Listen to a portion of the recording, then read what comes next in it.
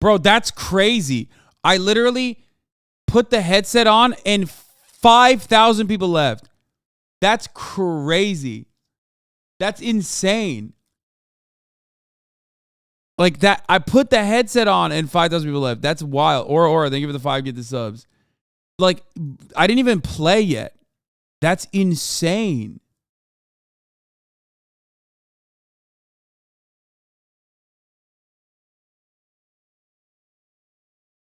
I'm just gonna do that to fucking get all the most annoying dipshits out of the fucking out of the community. That's wild. It's probably gonna be even more than that by the time that, you know what? I'm gonna cover the news too. Here.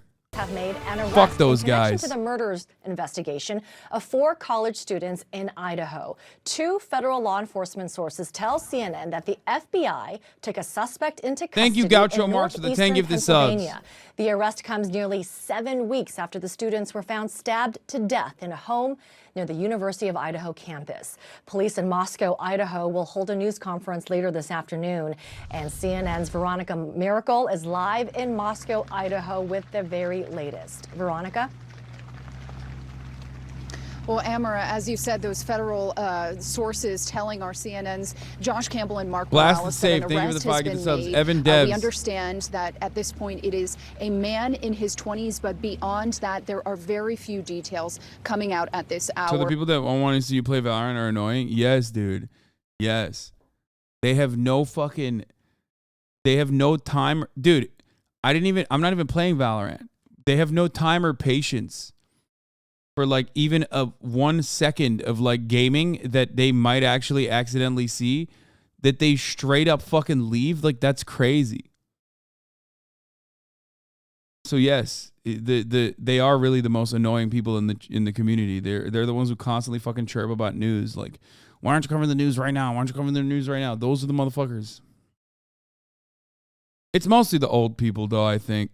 I did speak with police this morning where they said there is going to be that news conference at 1 p.m. today. They would not tell me any further details, but just for context, this is the first press conference that the police department has held in weeks. B-Boy we Void understand lives that monster. this is going to be obviously a major development where they're going to be Mantis, talking about that arrest. It's But Lil it has Botany, been thank you for the nearly 5 gifted. 7 weeks since the murders happened here at this home behind me, and you can see actually today another monumental day here at the crime scene that has been very relatively quiet over the past few weeks. There is a cleanup crew here cleaning this house today, and it's going to be eventually turned back over to the property owner.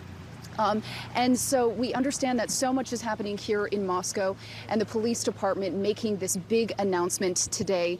And it also comes on the heels when 2 families are going to be holding a celebration of life this evening in Coeur d'Alene. It's about an hour and a half away from here, northern Idaho. Madison Mogan and Kaylee Gonsalves, they were the best of friends. The families have been planning this for a couple of weeks now. They're going to be holding it at a local church, and certainly there's going to be a lot for the families to be discussing tonight. Amara. And Veronica, I know you've been following. Okay, I take it back. It's actually more annoying. The people that are staying just to say Valorant is boring are more annoying than the people who just like quietly leave. I take it back. I got it, bro. This is where I went to college. Only 30% of the students came back after the murder. Shit was dead. My brother still lives there. My family just would ask us a ton of what happened like we knew. Well, I mean, the fact that the cops were just like, oh, did people die? Oopsie. I guess that's kind of sad. Yeah, it would be cool if we figured out who fucking did it, but maybe they just did it to themselves. Like they had such a callous attitude about the entire thing that like that probably did not instill a lot of confidence in the security of the area. You know what I mean?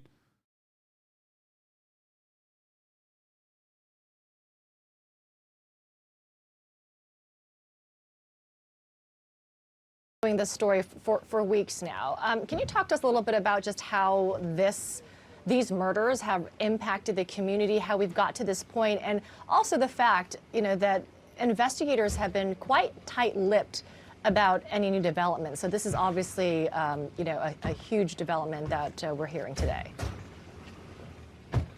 certainly coming as a shock because, as you said, they have been so tight-lipped this entire time. Nearly the full 7 weeks, there has been very little information released, and I think that's why some of the families, at least one of the families, have been very outspoken. The Gonsalves family, really just frustrated with the lack of information. But the entire time, police were telling us and the public that they had strong leads, that they had a lot of information coming in, and that they were trying to keep the information close to protect the integrity of this investigation. This happened again 7 weeks ago. 4 students murdered. The coroner says that they were likely murdered in their sleep. Some of them had defensive wounds, and so it appears that they were trying to fight off the attacker. It happened in the early morning hours after a night of partying. One couple, Xana Kernodle and the suspect stole a fucking car and they still couldn't fucking find him?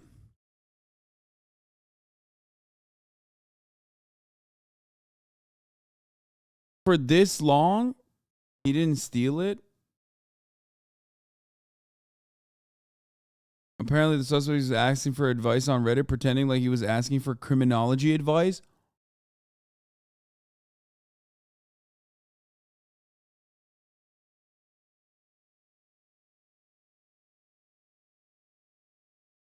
Apparently the dude was parked on the road behind them, and that's where they saw his white Hyundai. Don't know if national news said that, but local news printed it. Oh, he was a grad student there. What the fuck? What the fuck? Ethan Chapin were at a party at Sigma Chi fraternity. It's not far from here. It's really in walking distance.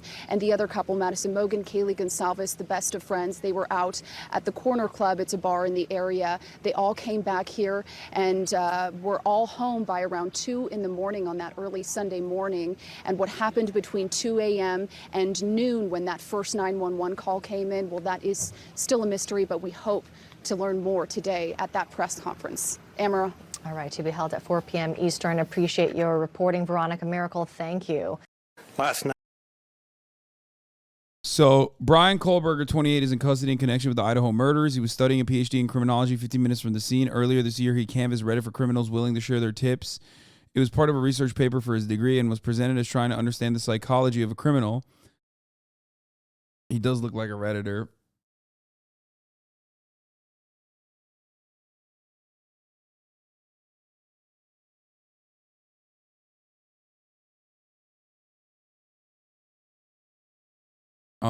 In May, Kohlberger took to Reddit to ask criminals to complete an anonymous survey about how and why they break the law. Hi, my name is Brian, and I'm inviting you to participate in a research project. In particular, the study seeks to understand the story behind your most recent criminal offense. Questions included: did you prepare for the crime before leaving your home? Why did you choose that victim or target over others? And what was the first move you made to accomplish your goal? Did you prepare for the crime before leaving your home? Why did you choose that victim? After committing the crime, what were you thinking and feeling? He also asked how criminals leave the scene and when they acted alone. In the context of a criminology degree, the survey may seem perfectly innocent. It gains harrowing sinisterism in light of his arrest on suspicion of a quadruple homicide today. No one from the Kohlberger family or university has commented yet on his arrest. What the fuck? It remains unclear if he knew any of the 4 victims from the November 13th murders or why the police suspect him. Kohlbergers, however, believed to drive a white Hyundai Elantra, the same car Moscow cops have been looking for weeks. Also, his sister was a neighbor to the people who got murdered. Could be a motive or at least tie him to these people. Another thing local news said.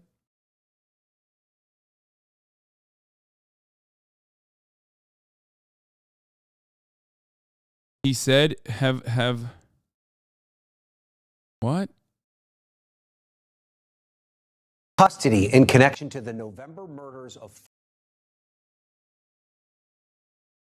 What the fuck? Wait, hold on. All right, let's watch the police. Tonight, in conjunction with the Pennsylvania State Police, the Federal Bureau of Investigation, detectives arrested 28-year-old Brian Christopher Kohlberger in Albrightsville, Pennsylvania, on a warrant for murders of Ethan, Xana, Madison, and Kaylee. I want to personally thank these agencies for their assistance in this case. Kohlberger resides in Pullman, Washington, and is a graduate student at Washington State University. We will provide as much information as we can about the extradition to Idaho and the criminal process. However, due to Idaho state law, we are limited in what information we can release today until Kohlberger has his initial appearance in Idaho court. I want to express my appreciation to our local community, the people of Idaho, and those throughout our nation who provided information to help us investigate these murders has been very impressive. We've received over 19,000 tips, and we've conducted over 300 interviews. To recap this case, on the evening of November 12th, Kaylee and Madison arrived home at about 1:56 a.m. after visiting a local bar and street food vendor. Ethan and Xana were at the Sigma Chi house before arriving home around 1:45 a.m. The two surviving roommates had also been in the community but returned around 1 a.m. On the morning of November 13th, a 911... Do they show any TOS on this?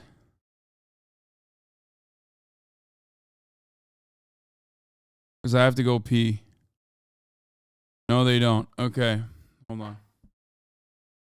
...community but returned around 1 a.m. On the morning of November 13th, a 911 call was made at 11:58 a.m. reporting an unconscious person at the residence. The call came from inside the home from one of the surviving roommates' cell phones. Moscow police responded and found 2 victims on the 2nd floor and 2 victims on the 3rd floor. On November 17th, autopsies were conducted, and the Latah County coroner confirmed the identity of the 4 victims. The cause and manner of death was homicide by stabbing. Some had defensive wounds, and each had been stabbed multiple times. These murders have shaken our community, and no arrest will ever bring back these young students. However, we do believe justice will be found through the criminal process. This was a very complex and extensive case. We developed a clear picture over time, and we stand assured that the work is not done, but be assured the work is not done. This is just started. Thanks for watching our YouTube channel. Follow today's top stories and breaking news by downloading the NBC News app.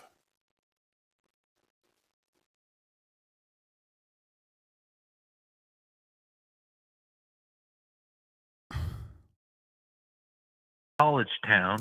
Now, in the United States, the House Ways and Means Committee has just released Donald Trump's tax returns from 2015 to 2020. The former president had... Oops, sorry.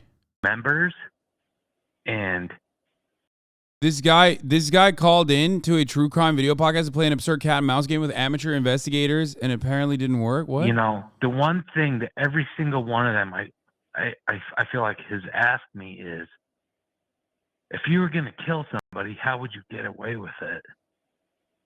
And wait, I live in a college town, and I've worked with probably at least 10. It's not confirmed it's him? Okay, never mind. I don't care. Then I'm not going to watch it. If it's unsubstantiated, if it's not confirmed that it's him, then I don't care. I'm not going to watch it. Because, like, here's the thing.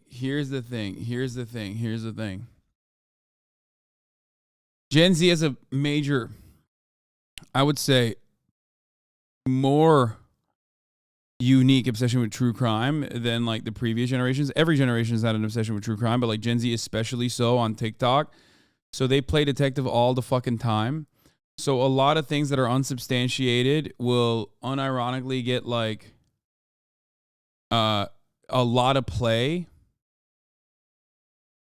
It will get a lot of play from all of the amateur sleuths that think that they're doing a better job than the cops. Bro, you watch JCS for months? Yeah, but JCS for the most part is not about like an active case. JCS looks at previously investigated crimes. Like I'm interested in watching like how interrogations are conducted, and when I'm looking at it, I usually cover mostly the cops' behavior. I don't do internet sleuthing, which I don't even have an issue with overall if it's for like good fun, but I do think that like there's an additional element of people, you know, thinking that they've uncovered stuff and then spreading misinformation. I have time and time again talked about like the Boston bomber, for example, you know? I'm a local, and there's a huge difference between JCS watchers and people actively speculating on an active case, treating it like a game of Clue when real people died. Exactly.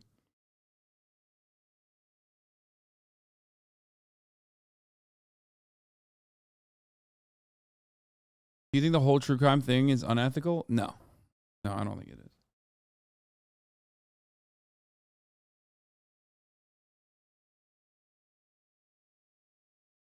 There are many parts of the component. There are many different components, that I have covered that I personally think is unethical about like the way the internet sleuths operate, where they get out of hand and they start like doxing random people that they believe personally are involved with the crime when the person is not involved with the crime. That sort of shit's really fucked up. Like they do it all the fucking time. Ironically, also on Reddit.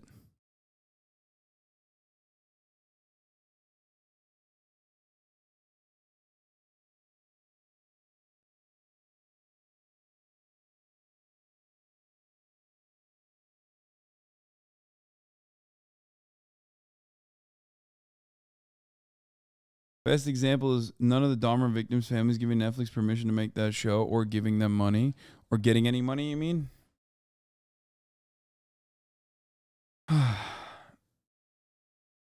Speaking of which, what's fucked up with the TikTok Jeffrey Dahmer groupies? They showed up thinking the dude is sexy for eating black and Asian dudes. Y'all weird? Yeah, I mean, that's disgusting. I don't understand that. But that is like as old as time itself. TikTok has only played a role in accelerating that. People used to write letters to Charles Manson and shit, man. People have always fetishized murderers for some weird reason. I don't know what it is. Mental illness.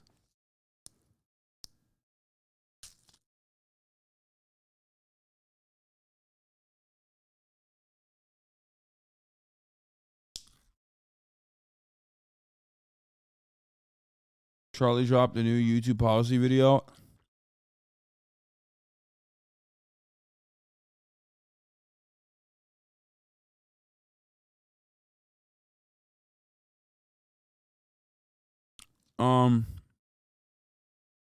I am going to do the community awards tomorrow. And then I'm going to have Andrew on. I've decided.